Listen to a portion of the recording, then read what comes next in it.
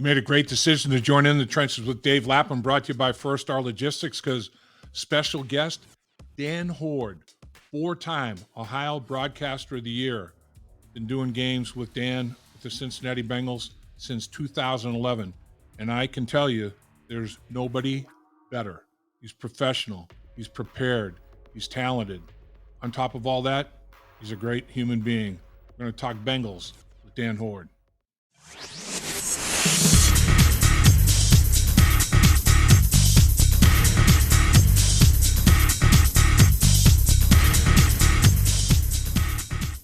Welcome, everybody, to our luxurious First Star Studios here.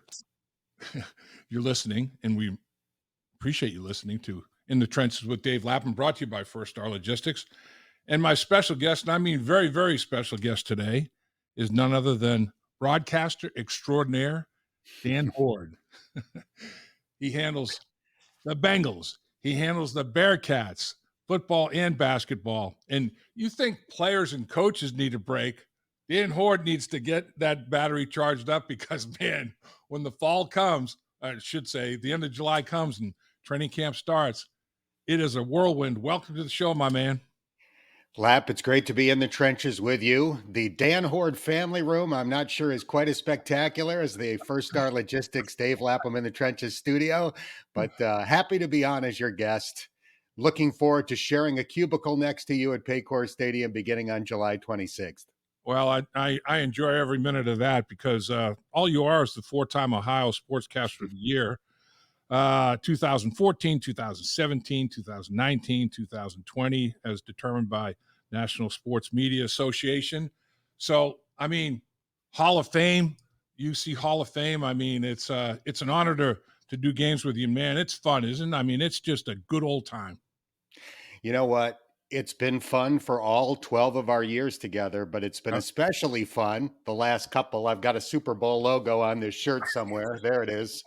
And honestly, Lap, I feel privileged to be the play-by-play announcer on the radio during the Joe Burrow era. And I'm guessing you feel the same way about being the analyst. No doubt. To have a front row seat for what this kid is doing and is likely to continue doing for years to come is an amazing opportunity. I don't take it for granted.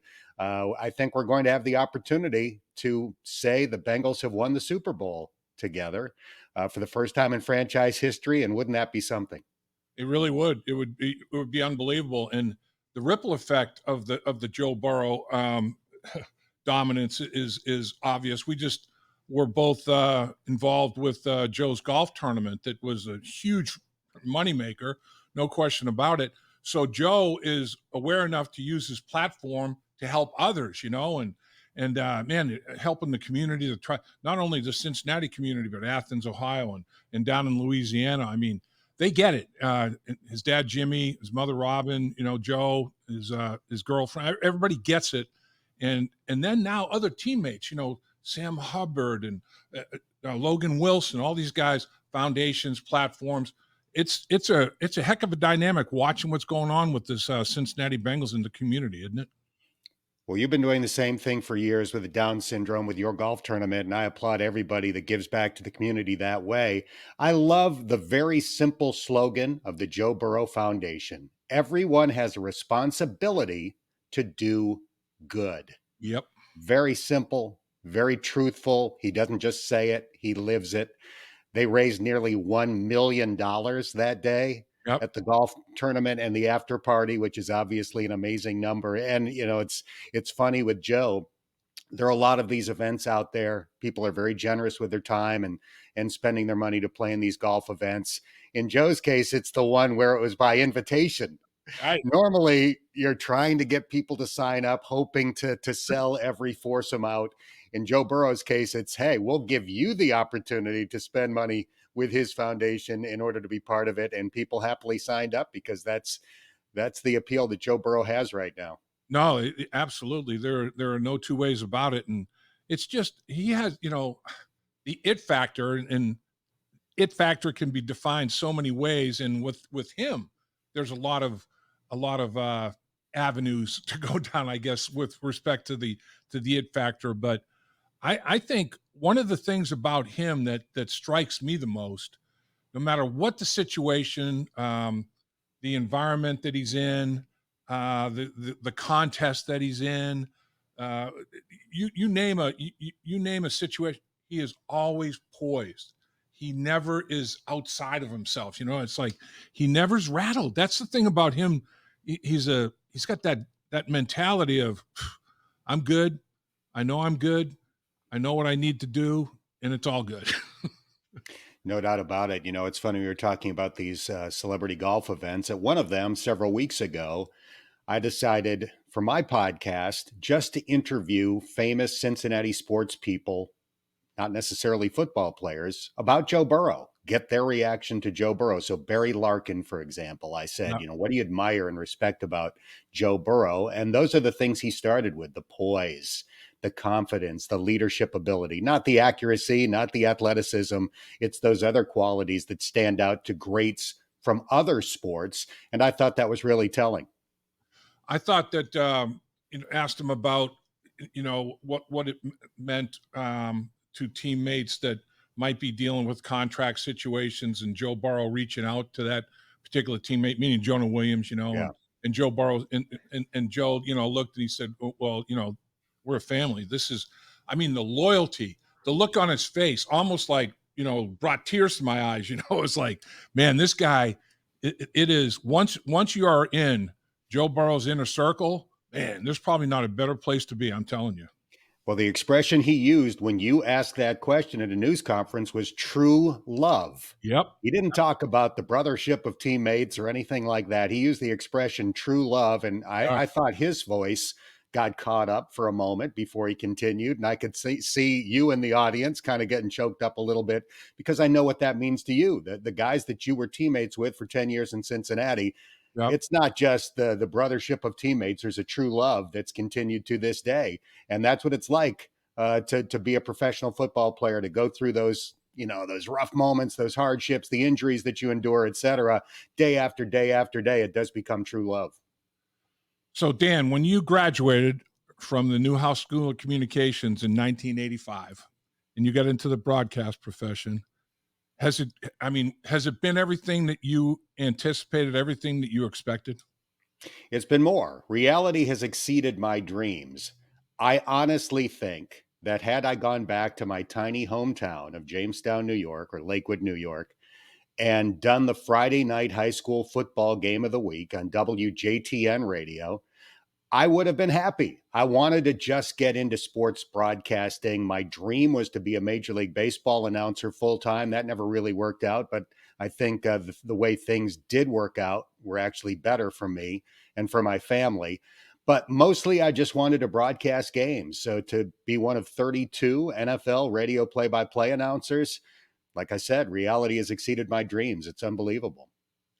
Well, I'll tell you that you're as good as there is. There's no question about that. And I think not only do you have the talent, but you combine talent with work ethic. You're going to have a successful recipe there, no matter what walk of life you're in, whatever your occupation, whatever your dream, whatever. And you got it, man. And you're as good as it gets. There's no question about it. Where'd you get that work ethic? The homework's part of the fun. I really enjoy it. And shoot, you grind as well. Played for 12 years, broadcasting for more than 35, but I see those notepads that you have with your tiny handwriting, the hieroglyphics that only one person on the face of the earth could read. But I really do enjoy prepping for the games. And you do 10 times, probably more than that, 20 times the amount of homework that you actually use in a game or in the shows that we do during the course of the week. But when you do the homework and you write down a nugget in your notepad or on your spotting board or whatever you want to call it, and then the appropriate moment comes up in the game where it makes sense and it's appropriate to use, there's a great feeling of satisfaction that, you know what, that work that I put in just paid off, and maybe the audience considers that something interesting or funny or whatever. But in your own mind, okay, that work that I put in came in handy at this specific moment. And that's what you're trying to do. You're trying to entertain and inform the audience. And when you find something in your research that allows you to do that, that's a great feeling as a broadcaster. It is, and you know, I'm with you. It's like you have all this information. You might get to 10% of it, you know, during the Maybe. course of the game. Yeah, maybe, and everything else just hits the floor. But that's cool because Correct. you know if you get anything that you had done, if anything works its way, and it's like wouldn't have had that one, wouldn't have had that one if hadn't done that. You know, plus Right. the fact that you know, like you know, I just like to learn as much as I can about the teams and the guys, and you know, I just am curious about it, you know, and want to fulfill that curiosity. So it's. I mean, what we do, people say, you know, geez, when they start to describe it as work, I'm like, I don't, you know, to me, it's almost like when your vocation, your avocation are the same thing, man, that's high cotton right there. Yeah, when people say, boy, you really work hard, I kind of push back and say I work a lot. It's not working hard, but it is working a lot. Right, My late father, Larry Hoard, was an upholsterer, and I worked for him one summer. And my job that summer was to remove car seats from cars so that the upholstery could be changed. And then you had to put the car seat back in. Now, it was me and another young college age kid that were doing it. So if you picture a car seat, they're very heavy. yep, To remove them, you're hunched over in a really confined space. So it's backbreaking work. You are a moving company lugger, so you know what I'm talking about. you're right on, yep, So at the end of the day, my back ached, my hands were sore, it was miserable. That's hard work. right. So my father worked hard. I just work a lot. There is a very significant difference. So we talked about the Bengals being in a good position. Number 9, Joe Burrow. Man, the AFC, Dan, it's unreal, isn't it? I mean, you look at it. There's 10, at least it seems like, teams that they have a quarterback that if he gets hot, he can go to the Pro Bowl and take his team to the playoffs. I mean, the AFC is so deep. The NFC maybe has 3 or 4. The AFC has 10 to 12. It's crazy. I was reading a story today about Aaron Rodgers, and it kind of made that point, saying, yeah, he's with the Jets. Jets seem to have a good young team. It's probably rejuvenating for him. On the other hand, look at the gauntlet that he's now facing in the AFC as opposed to where he's been all these years in a weak division with the Green Bay Packers beating up on teams that were struggling. Right. So Aaron Rodgers, as great as he is, he might have a tremendous bounce back season and be back to MVP level, not even win his division, struggle to get into the playoffs. Who knows? We don't know how good the Jets are going to be. So you're right. It is much easier to identify a team in the AFC that does not have a Pro Bowl caliber quarterback Yeah. than it is, picking out the ones that are worthy of that. It is. It's crazy. And the team that scares me is Miami. They are so good. Their roster, I mean, their roster depth rivals, you know, what's going on up here in Cincinnati for sure. But the quarterback position, obviously, you know, Tua, if healthy, but that's the thing, you know, if healthy, and you hate to have to depend on that scenario right there. But man, the Miami Dolphins, the Buffalo, every division has multiple teams, not just a favorite. They've got multiple teams that can get it done. I mean, everybody's all high on the Baltimore Ravens now in the AFC North, and rightfully so. I mean, we've seen them. We know what they can do defensively, and Lamar Jackson, and now he's got weapons and different offensive court. It's just you can be a good football team, a darn good football team, and you know fight to be a couple of games over 500. You know, I mean, it's that kind of dynamic in the AFC. There's no doubt, no doubt. Especially the AFC North. The AFC North looks brutal this Yep. year. You mentioned Baltimore. Everything they said about Deshaun Watson during the Browns OTAs and mandatory minicamp was that he looks like the Deshaun Watson of old. If Yeah, that's true, they're going to be good. I mean, I thought the Steelers were going to fall off the table last year, and in the first half of the season, it looked like I was right. By the end of the year, they had a winning record. Kenny Pickett looks like, if he's not Joe Burrow level, at least he's a very solid NFL quarterback. And with the stuff that they have at their other spots, particularly on defense, that might be enough for yeah, Pittsburgh to be a legit contender. And the fact that the Bengals have finished first gives them the hardest schedule in the division. So the AFC North is brutal. It makes it hard to be the number one seed in the AFC because it's hard to dominate your own division. That obviously helped the Patriots for a long, long time, beating up on the other teams in the East. So it's going to be very interesting. I do think the Bengals are still the best team in the division, but you've got to stay mostly healthy and you've got to have some luck on your side. Absolutely. Knock on wood. Got to have that. Got to have that. That factor is maybe the most important. There are no two ways about it. So when I look at this Cincinnati Bengals football team, offensively, the position that people are going to have their laser focus on is right tackle, in my opinion. And everything else seems to be pretty well. I'm not saying starters are, hey, boy, it's stamped. Here's 21 starters, or 20 starters, 10 on offense, 10 on defense. And we're talking about right tackle and safety. Defensively, it's safety, and offensively, it's the right tackle position. That's a good place to be. But I do think that the competition for that right tackle position and who's going to perform at the safety position, it's going to be fun to watch, isn't it? Yeah, I'm really interested to see that right tackle battle now that Jonah Williams is saying all the right things and back and seemingly comfortable with the fact that he's moving from left to right. I think you would have to say he is the favorite going in, but that doesn't necessarily mean he's going to win the job. Jackson Carman looked slim and his effort was great during this offseason program. Cody Ford wants to play right tackle. Who knows about Lael Collins and the status of his surgically repaired knee? I just know that out of all those guys, they're going to find somebody that can give them competent play at right tackle. And with the addition of a 4-time Pro Bowler at left tackle and the play of the guys in the interior, I think it all adds up to the best offensive line they've had since 2015. And for Joe Burrow to have done what he's done behind an offensive line that didn't always play consistently well, I think it bodes really well for the future that he's likely to have very solid play across the board on his offensive line this year. Yeah, I couldn't agree with you more. And if there's one person that I had to pick to say, okay, well, you've lost two of your safeties, you've lost your center field, basically, and but here's some candidates, here's some guys that have various levels of experience in the National Football League, but they all have shown that they can play. Mold them a little bit. Lou Anarumo would be high on my list to pick that. Let's mold these guys. I mean, Lou gets it. Lou knows what he's doing, and the thing about him is players that I talk to in this as a former player, when they can break it down and make it so easy to learn, that's a great teacher, And I think Lou Anarumo is an outstanding teacher, man. So Nick Saban, arguably one of the top 3 or 4 defensive minds of all time, is at his heart a defensive backs coach. Yep. Bill Belichick may be the best defensive coach of all time.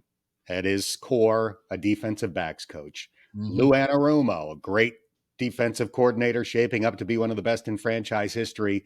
At his core, a defensive backs coach. Is that the formula, Lap? Does it start from a coaching perspective, from the back, overseeing the whole thing as you are putting together great defenses? That kind of seems to make sense to me.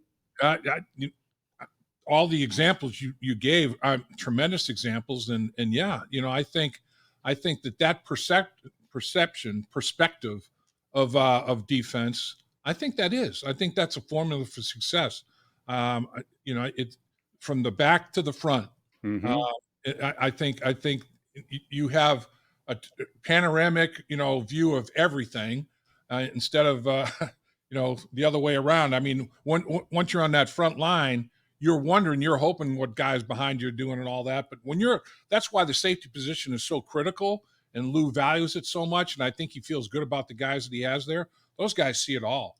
And the safeties make all the calls, not just, some of the calls, it starts with them communicating to their corners, but then the linebackers will hear those calls, make calls accordingly, and then make a call to the defensive line. I mean, the trickle-down effect all goes from back end to front end. So it makes sense what you're pointing out there.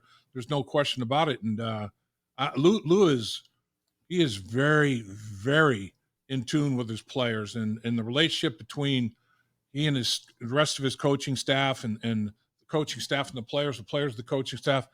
We've talked about it. Just the overall environment, the overall culture that everybody talks about is so strong. It really is.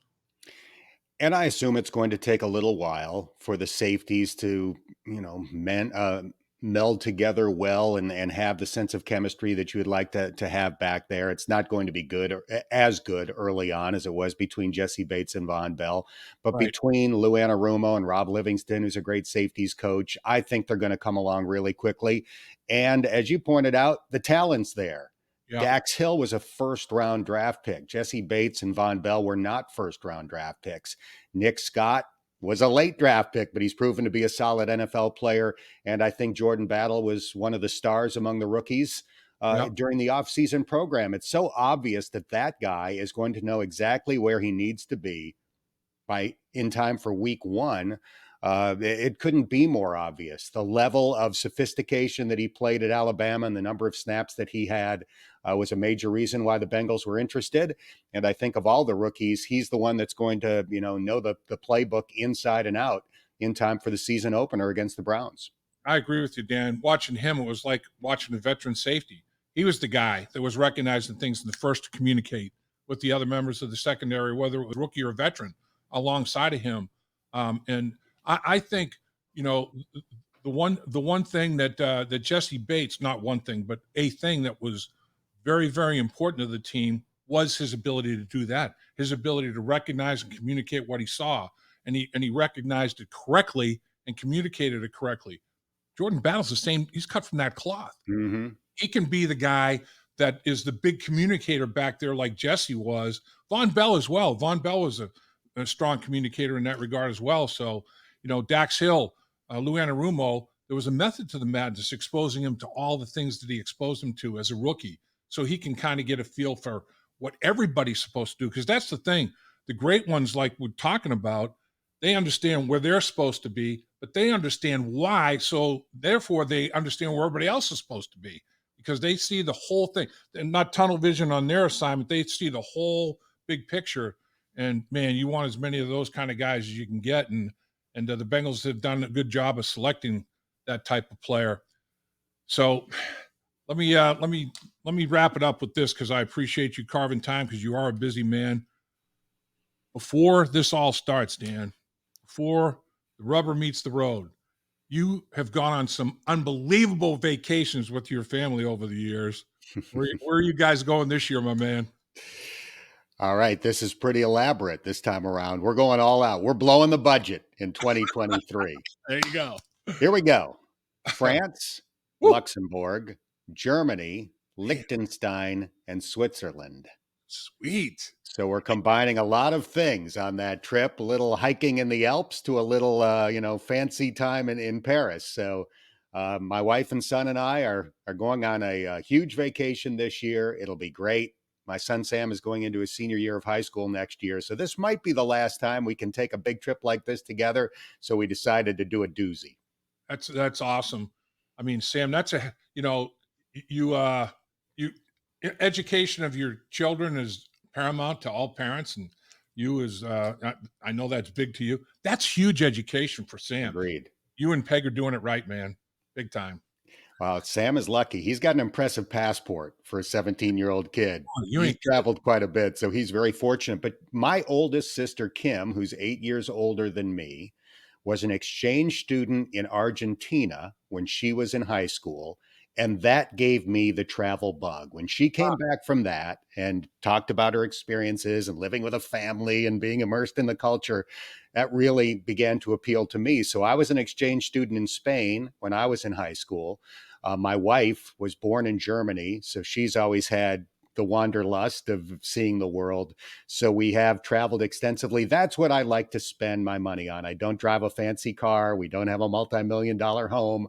But I do like to spend the money that we have seeing as much of the world as we can. So I'm really looking forward to this trip coming up. I'll tell you, enjoy it. It's well-deserved, well-earned. You are the best, my man. I look forward to another season. 2011. I can't believe it's already, been doing these games together since 2011. It's unbelievable. Time flies when you're having fun, And we are having fun, and we're going to have a ton of it this year. I know people ask you, they've been asking me, what do you think how the Bengals are going to do this year? I keep saying, if Joe Burrow's healthy, I'm going to knock on wood. They're going to be one of the best teams in the NFL. And I genuinely believe that. And hopefully this is the year that Mike Brown gets to hold up a Lombardi trophy. Wouldn't that be something? That would be stronger than new rope right there. Unbelievable. That would be strong. Can't thank you enough, my man. Safe travels, and look forward to training camp at the end of July at Paycor. We'll be spending a lot of days together at Paycor. Yes, we will. We should have Lynn and Peg, our wives, should hang out together since we're spending more time with each other than we spend with them. No doubt about it. Thanks, Dan. You're the best. You got it, buddy. Thank you. Dave Lapham here, and every day I am grateful for my experience to have played professional football. As a player, I realized self-motivation, leadership, and appreciating your teammates are key. At First Star Logistics, you can use those same attributes to create the life you want for you and your family. Build your future by working hard like I did. You'll see results both on and off the field. Call First Star Logistics today and be part of our winning team. Hey there, everybody. I'm Dave Lapham, and we do a podcast called In the Trenches with Dave Lapham, brought to you by First Star Logistics. And if you want to hit the like button on when you're reserving any video, that'd be a good thing to do. And if you want to subscribe and not miss any videos, make sure you do that, because we are going to try to cover the Cincinnati Bengals every way that they can be covered.